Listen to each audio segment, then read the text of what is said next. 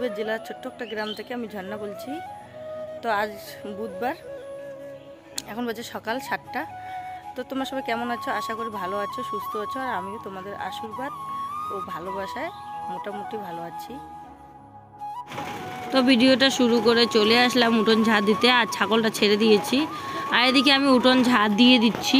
আর বড় ছেলেকে বলেছি যে ধান সিদ্ধ করতে, আমি সব কিছু রেডি করে দিয়েছি। তা ও ওইদিকে বাইরে ওইদিকে ধান সিদ্ধ করছে বসে বসে, পাটকাঠি দিয়ে বসে বসে জাল ঠেলে দিচ্ছে। তো আমি তাড়াতাড়ি করে এদিকে উঠোন ঝাড় দিয়ে দিব, তারপর আবার ওদিকে খেয়াল রাখতে হবে, বড় ছেলে ধান সিদ্ধ করছে। আর এদিকে রান্নাও করতে হবে, যে তোমাদের দাদাভাই কাজে যাবে, তাই তাড়াতাড়ি করে উঠোন ঝাড় দিয়ে দেবো, সমস্ত বাসি কাজ সেরে তারপর রান্না আর ধান সিদ্ধ সমস্ত সেরে নিব। তো আমার উঠোন ঝাড় দেওয়া শেষ, এখন কলে পাড়ে চলে এসেছি বাসন ধুতে। তো বাসনগুলো ধুয়ে পরিষ্কার করে নেব এখন। তো বাসন মেজে হাত মুখ ধুয়ে ব্রাশ করে হাত মুখ ধুয়ে চলে আসলাম রান্নাঘরে। তো রান্না বসিয়ে দিয়েছি, এদিকে উনুনে ভাত বসিয়ে দিয়েছি, এদিকে লাউ কেটে নিচ্ছি।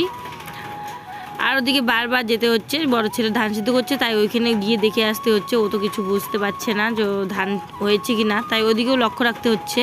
কেননা আগুন আর পাটকাঠি দিয়ে ধান সিদ্ধ করছে, তো বাচ্চা মানুষ, তাই খেয়াল রাখতে হচ্ছে, ওদিকে নজর রাখতে হচ্ছে। আর এদিকে বেলাও অনেকটা হয়ে গেছে, তাড়াতাড়ি করে করতে হবে। তেল শেষ হয়ে গেছে, আনবো তারপর রান্না করবো, এখন রান্না করবো না।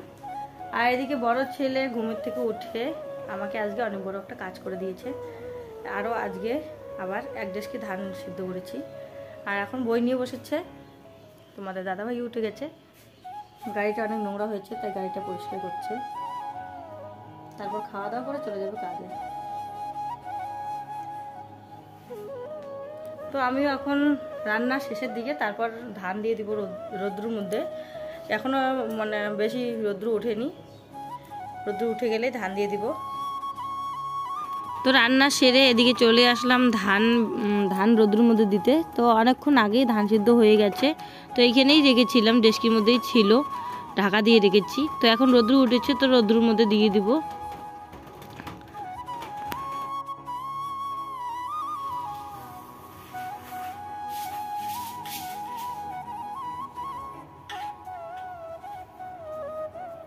বন্ধুরা, সকালে রান্না খাওয়া শেষ হয়ে গেছে, তোমাদের দাদাভাই কাজে চলে গেছে, ছোটো ছেলে রেডি হয়ে নিয়েছি, স্কুলে চলে যাবে। এখন বাজে 10টা বাজতে এখনও 10 মিনিট বাকি রয়েছে। আর দেখো রোদ্রু উঠেছে এখন। তো উঠোনে ধানও দিয়ে দিয়েছি। তো ধান বড় ছেলে দেখে নিবে, আর আমি চলে যাব এখন পাটকাঠি ধুতে আজকেও। তো খুব রোদ্রু পড়েছে, জানি না কতক্ষণ থাকতে পারবো রোদ্রুর মধ্যে। তো যে কয়েক আটি হয় ধুয়ে নিব। তো চলে যাব পাটকাঠি ধুতে।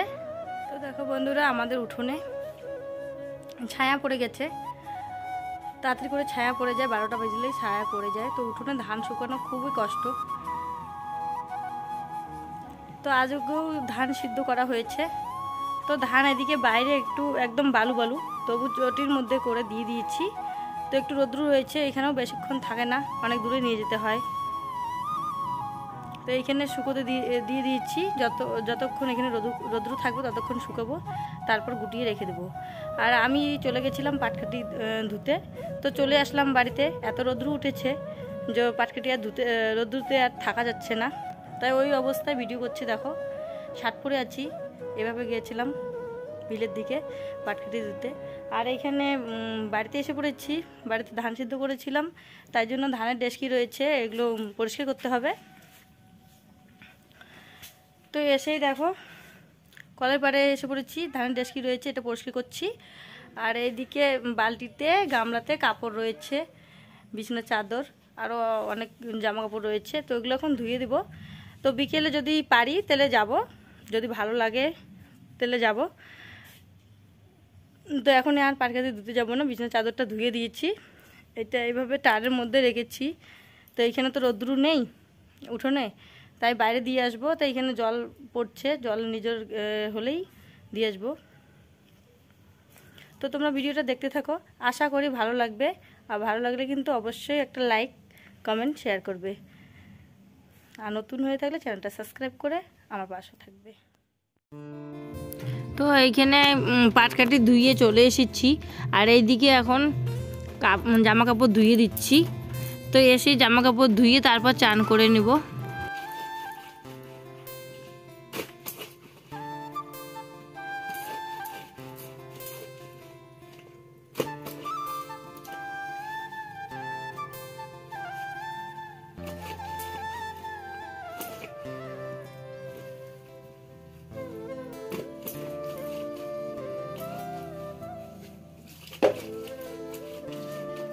সমস্ত জামা কাপড় ধুয়ে চান করে এখনই উঠে আসলাম, চান করে আসলাম। তো এখনই দেখো ঘেমে একদম অবস্থা শেষ,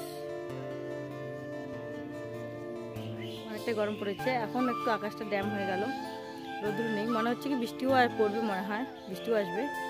তো ধান তুলতে হবে আবার। বড় ছেলে গেছে মাছ মারতে, বাড়িতে কেউ নেই। ছোটো ছেলে স্কুলে গেছে, তোমাদের দাদাভাই তো কাজেই গেছে। আর সবজি রান্না করতে হবে, সকালে রান্না করেছি, তো এখন আবার সবজি রান্না করতে হবে। এখন বাজে বেলা দুপুর 2টো। তো একটু রেস্ট নিয়ে চলে যাব আবার রান্নাঘরে, রান্না করব, ধান উঠাবো। তো বড় ছেলে মাছ নিয়ে এসলো নদী থেকে। দেখো আজকে মাছ পাইনি বেশি, একটা অল্প একটু পেয়েছে। তো এখানে অনেক কয় রকমের মাছ রয়েছে। এখানে কাঁকড়া মাছ রয়েছে, ট্যাংরা, বালাচাটা, আর এখানে রয়েছে পুঁটি মাছ, 2-1টা ইসলা মাছও রয়েছে। চলো এগুলোই পরিষ্কার করে নিব, এগুলো ভাজা করে খাওয়া দাওয়া। বন্ধুরা এখন বাজে বিকেল 5টা। তো দেখো আমি অনেকক্ষণ আগে এসেছি লাকড়ি কাটতে। এখানে লাকড়ি রয়েছিল, বাঁশের কঞ্চিগুলো, তো সেদিন তো কেটেই ছিলাম, অল্প একটু কেটেছিলাম, তো আজকে আবার কেটে নিলাম। লাকড়ি নেই রান্না করার জন্য, তো লাকড়ি কেটে রাত্রে আবার রান্না হবে। তো দেখো এগুলো কেটে নিয়েছি, আর সন্ধ্যা লেগে গেছে, আর বেশি কাটা যাবে না, সন্ধ্যা লেগে গেছে, তো বাড়িতে চলে যেতে হবে।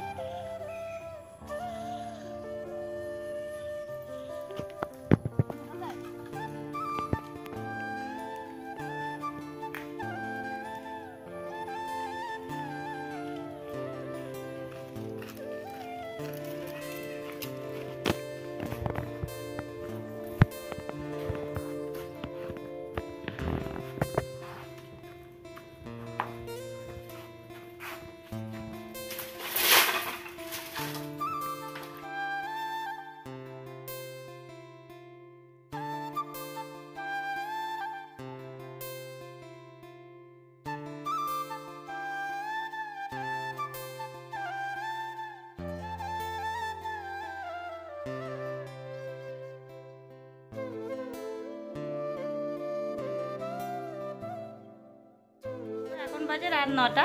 রান্না বান্না ছেড়ে রেডি হয়ে নিলাম, সিম্পলভাবে রেডি হয়েছি। পাশে কোথাও প্রসাদ খেতে যাব বরের সাথে। তো আমরা এসেছি প্রসাদ খেতে। তো দেখো ভোলে বাবার এখানে পুজো হয়েছে, অনেক বড় করে পুজো হয়েছে।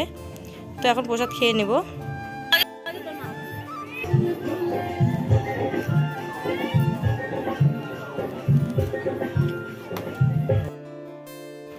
তো চলে আসলাম প্রসাদ খাওয়ার প্যান্ডেলের দিকে।